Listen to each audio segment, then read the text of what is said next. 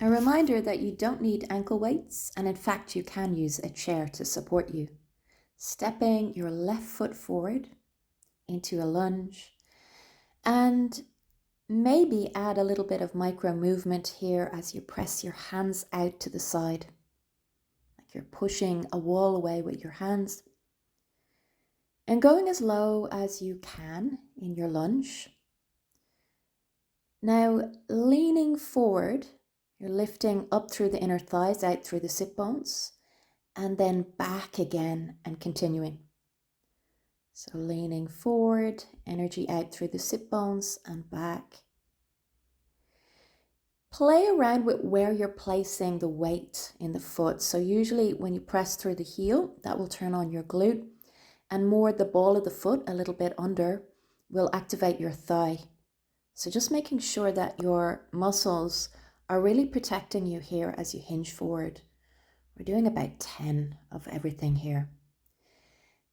Then straightening your leg and stepping that back foot in and swapping sides now. So pressing our hands out to the side in our high lunge,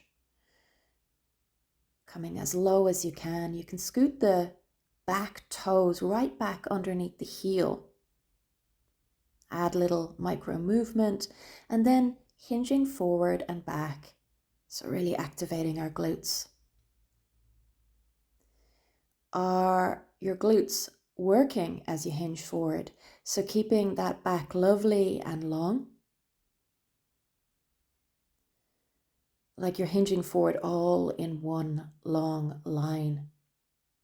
If at any stage this gets too difficult, just press through the ball of the foot, come up to stand and go back into it. You'll only have lost a microsecond, but if you can continue, keep releasing the excess tension on the exhalation. Coming all the way up to stand and swapping feet. So stepping that right foot back, bending the knee and kicking. You'll notice I have a blanket underneath my knee here to pad the knee, and you might need this if your floor is really hard or your mat is really thin. So bringing the knee all the way to the floor, then pressing through the heel, the ball of the foot, and kicking forward with that leg. If you're using ankle weights, be really mindful that you're using your thigh. So take care of your joints, which would include your knees. You might need to move a lot slower than you normally move. Keep going. And then other side, so lowering the back knee all the way to the floor. Bringing the hips out as you kick forward. So the work here is when we rise and come to stand. And if you hinge forward a little bit more, that will make the glute again work. So as you hinge forward, as you come up to stand, really press through the heel. And then the ball of the foot, you transfer that weight as you kick or as you're nearly standing. You'll have to play around with that. Make sure your hip isn't clicking or anything like that, and the muscles are really working. Your joints shouldn't hurt in any way in any of this sequence. Keep going. I know your muscles are probably really burning by now, right? That's okay. It's a pretty short sequence, although it is intense. Now, swapping feet, stepping that right foot back again, knee to the floor. Now we kick the leg behind us. It's a little bit like a horse kick in Pilates or Warrior 3 in yoga. So keeping your pelvis in one line, hips in line here. And keep your belly nice and tight as you kick up with that heel. So if the back stays long, the glute gets the work in that back leg as you kick the heel to the ceiling. Again, I usually transition my weight, goes into the heel, my glute turns on, and then I press through the ball of the foot to come all the way up to stand. And then glute and thigh are working. Be mindful in how you're moving. And swapping sides now, bringing that other knee to the floor, left knee to the floor. As you come to stand, kick the heel behind you. It's quite challenging to keep those hips level, so you might not be kicking that leg high. Think of how you're doing everything as the priority here. Anytime we're using Pilates techniques, we're being very controlled in how we're doing things. Keep going with that. Just a few more.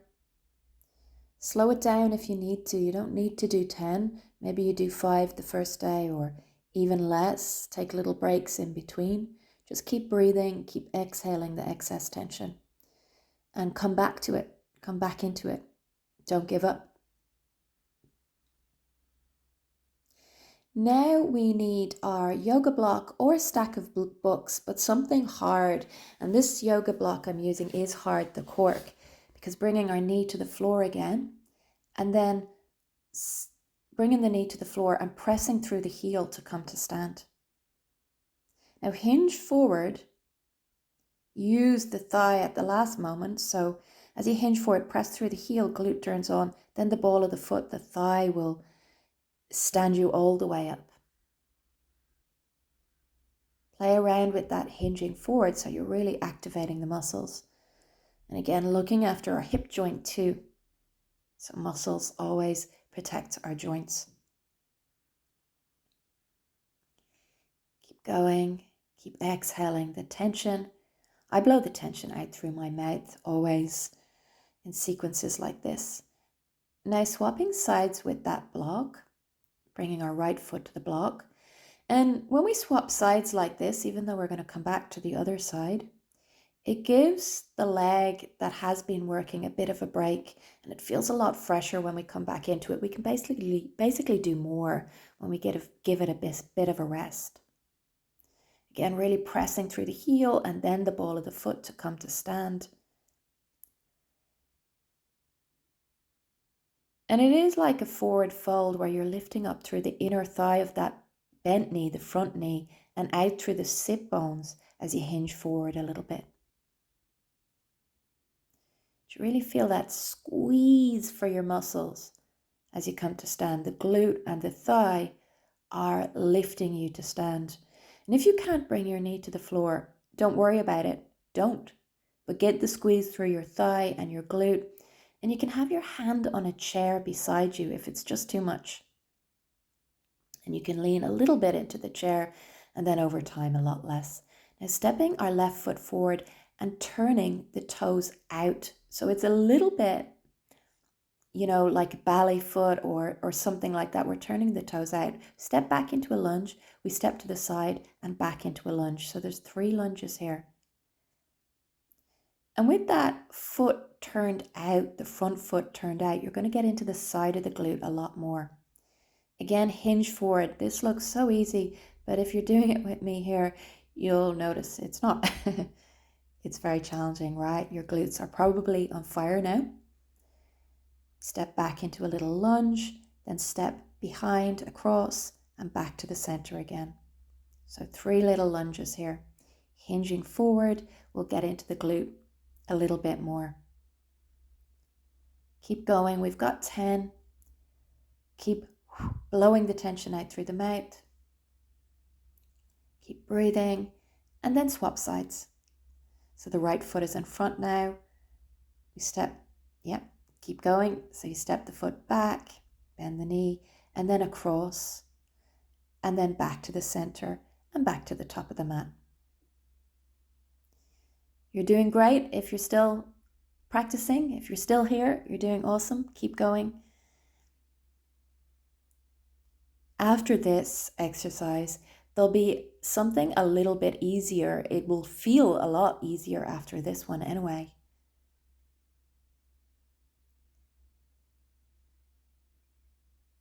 I like to put my hands on my hips here. It helps somehow. And it's easier to hinge forward.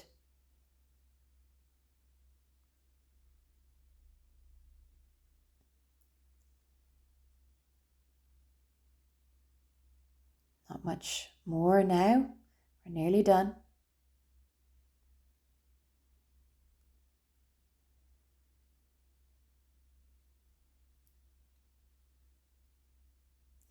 And now we're placing the block on the floor again on our mat and stepping the left foot on the block, right knee to the floor, and then step the right foot. We bend the knee and then we step it up towards the block. So that right foot bends and then it steps right up beside the left foot. Lean forward as you come into that lunge. Really using your heel and the ball of the foot. When your knee is bent, use that heel. And then lastly, use the ball of the foot so the thigh lifts you the last bit of the way up. Even though this is quite a hard exercise, after the last exercise, it probably feels a lot easier. So we're done with that already. And now the other side, step the right foot on your block or stack of books. And do whatever you need to with your hands to help you with this.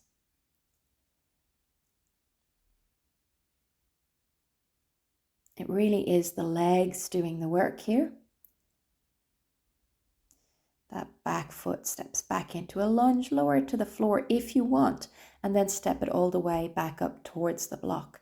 If your knee doesn't come to the floor, that's absolutely okay. Bring it down in that direction and then step it back up to meet the right leg. Keep going. We're so very nearly done here. Everything else we do is just going to feel so easy after that. Now remove that block and sitting into a Skandasana. So releasing our right leg. You can still use your chair here, lean into the chair, and you don't have to come all the way down to the floor if this is too challenging for you, and that's absolutely fine. Always simply moving in the direction of a shape, never forcing. Now, as we lunge from side to side, more martial arts, keep opening the bent knee out evenly over the toes. You can take hold of your ankles or the ankle of the straight leg in a way. You're going to feel this strongly down the side of the leg. The toes are turning out slightly. And then scoot your feet as close as you need to for a forward fold to release your legs, your back, what feels good. We're lifting those sit bones up towards the ceiling. And then coming all the way up to stand, shaking your legs out. For our last little kick, a side kick, martial arts side kick.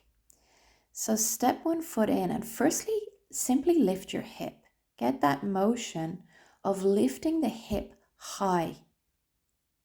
Because when we do extend the leg, optional, we want to keep that hip high, the knee high, and extend the leg upwards if you can. I know that's challenging. Flex the foot. So if you want, straighten the leg now. And again, this will feel a lot easier after those lunges. I know your glutes are tired. It's the muscles in the side of your glute that's doing most of the work here of lifting that hip high and keeping the leg high. In fact, we're lifting the leg higher than the hip now. You can lean to the side slightly. And if you do yoga, that's going to be helpful for this. There's a pose very similar to this, Ardha Chandrasana in yoga. Keep that hip high. If you're doing it with leg weights, you're really strengthening the muscles in the sides of the glutes here. So don't worry if your leg doesn't straighten. Simply take care of your knee and get those muscles stronger so that when you do it without weights, it will feel so easy. Lift the hip. Keep it as high as possible. Keep the knee high and extend from there. Think of lifting that hip and knee up towards the ceiling before you extend the leg. Only a few more seconds here of this. Enjoy it. The exercises we did, they help with all of these, kung fu and martial arts and yoga. When we make those muscles really strong, you'll really notice it in your practice for certain things like these kicks. Even though our muscles are tired, our practice will have enabled us to do this type of thing a lot more.